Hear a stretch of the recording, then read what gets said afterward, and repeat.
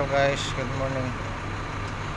Itong gawin namin guys, troubleshooting tayo. Yung ano niya, yung speed sa travel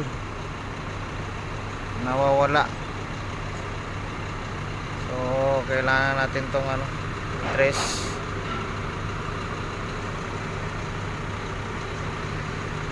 Yung sa left na travel okay siya, yung sa right yun yung ano, may problema.